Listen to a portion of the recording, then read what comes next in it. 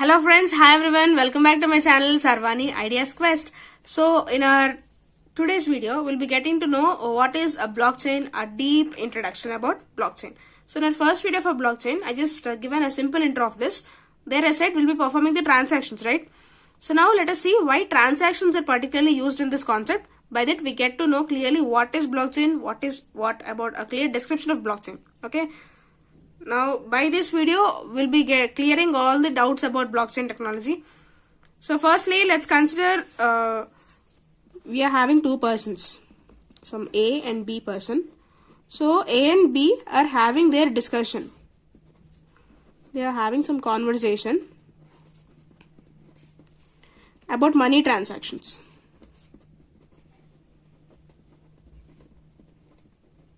Right? So, the main point is actually A wants to send money to B. That is what their conversation, okay? A wants to send money to B. Then what is the normal modes we use? Generally, we use bank wallets or UPIs, some third-party applications, right? Now, so in general cases, we'll be transferring through all these modes and the money will be transferred. But in some cases, we may come across with some issues. There might be some issues, right? So, money wouldn't be transferred properly.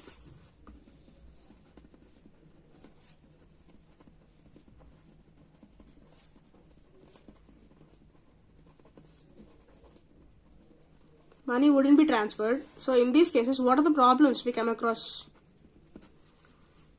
Maybe our account is hacked, or daily transfer limits have been exceeded.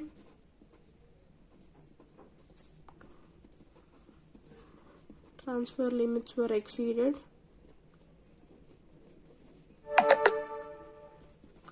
Or some other issues like what we can say, high additional costs.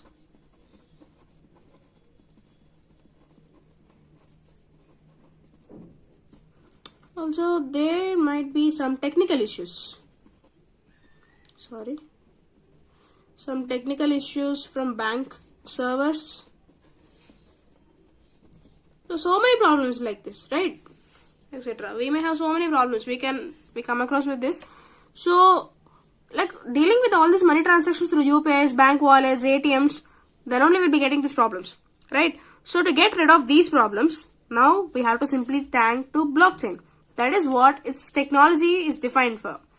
Okay, so it's a type of technology to complete all the transactions in easier way without using all these bank wallets, UPIs, third-party applications. That is what the main advantage firstly. It will not at all use all these bank wallets, uses like third-party applications, etc.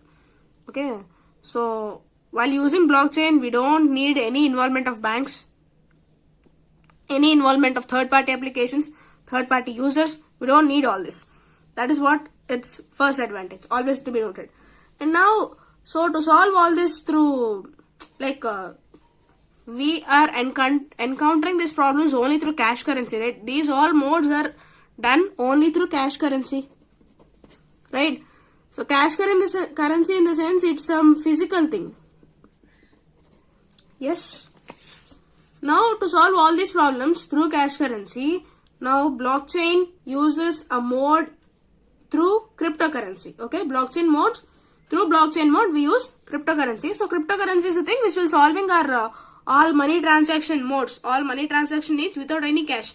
Without any cash in the sense, without any physical sense. So physical sense of cash means we'll be having notes and coins, right? Notes or coins. Yes.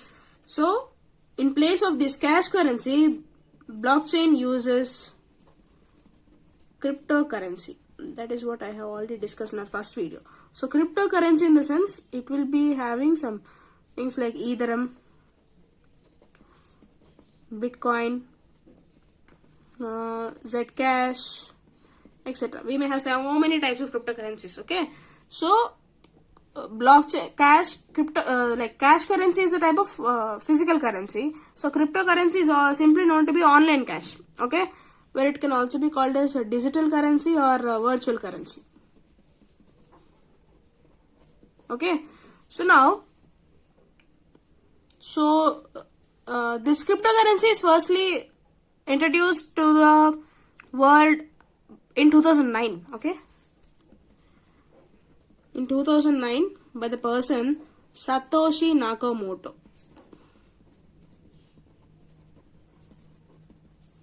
He is the first person who introduced this, and later it came into existence in 2013. That means we people came to know about this technology clearly in 2013. Now, so to make it clear, as I already said, a cryptocurrency is also similar to this online type modes, okay, online payment modes. So what makes this cryptocurrency unique from this online modes? What makes it different from this cash currency or this online payment issues, right? So let us know that. So now initially, what is cryptocurrency actually? Okay, now we get to know what is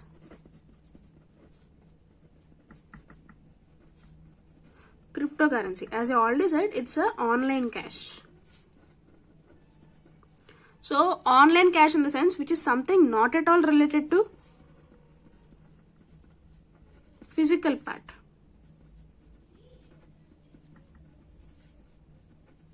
Fine.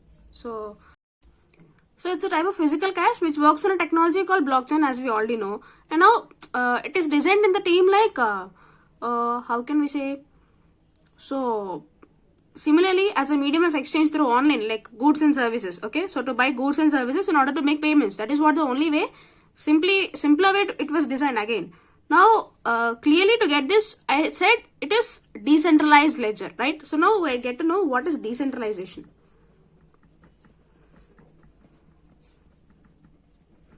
So what is meant to be decentralized first? Actually, decentralization in the sense, it will not at all allows third-party applications or third-party users. Okay, it will not at all allow them. That is what a decentralization mean. So, to get this meaning clearly, if it allows this all, okay, if it allows this third-party applications like this thing, so then it becomes centralized one, right? Centralized thing. So, centralized things, that means which is dealings which will offers more liquidity. So in simple terms, what liquidity mean actually?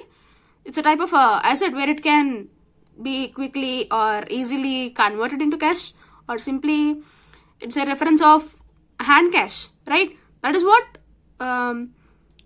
centralized means. So a physical thing that is meant to be centralized, where in decentralization we don't have this. Yes, so it is also not at all controlled by any government. So the first main advantage is not at all controlled by government.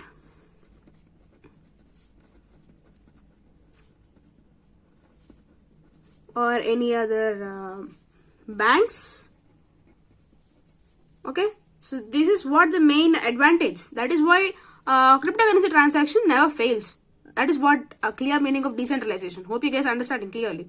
Now, so when we do these transactions through banks, as we already discussed the problems, right? Firstly, as it is decentralized, all the first three problems. First one, like account is hacked. All these, we don't need any bank account for this. That is what account is hacked in the sense it is not at all required. So you don't transfer limits were again a bank problem. High additional costs. All these things. These are all from bank issue side only, right? So all these problems wouldn't have any chance to raise at all, because now sometimes like coming to the problem, there may be higher transaction costs, right? So now we are dealing with this with higher transaction costs, but now according to this cryptocurrency and the second advantage, this is what the second advantage, we'll be having almost we don't have any charge for the transactions, no charges.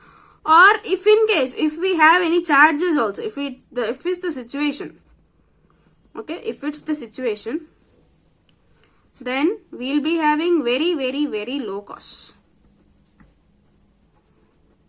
Low transaction costs, okay, that is what the second advantage. So according to this, almost cryptocurrency will not charge. So if it is situation like charging, we'll be having very low transactions. And also here, third thing is we don't have any transfer limits. Okay, no limits at all. And so no limits in the sense performing the transactions with no extra delay or no extra charges, or making it if we make on any internal transactions also, we'll be having 24/7 access. Okay, that is what we'll be having, 24/7 access. Even we are dealing with international transactions also.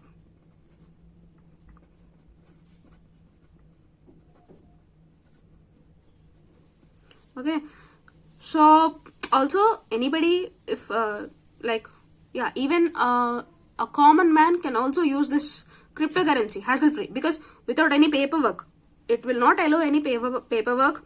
Also, we need to do is we just have to create an account on any digital wallet of the cryptocurrency. That's it. Your problem was done. Okay, so this is how a cryptocurrency makes unique from other online payment modes. Hope you are getting clearly. So still, if you have any doubts, please feel free to comment me below. Sure, I'll be answering for you over there. Now, to go with a clear example, like a simple explanation, I can say is like,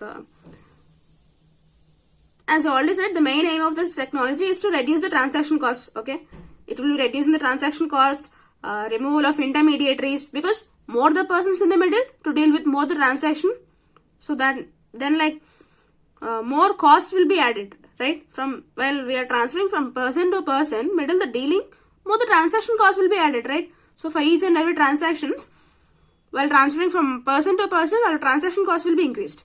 That is what the main disadvantage, and that disadvantage is clearly erased by cryptocurrency. Now we have so many types of cryptocurrencies like Bitcoin, Ethereum, Zcash, Stellar, etc. We may have hundreds of cryptocurrencies. Okay, so now to finally conclude this, what blockchain technology clearly is, it will be showing like it will have a potentiality for transforming the traditional industry with its key characteristics. Okay, so blockchain also have its characteristics. So some key characteristics of blockchain.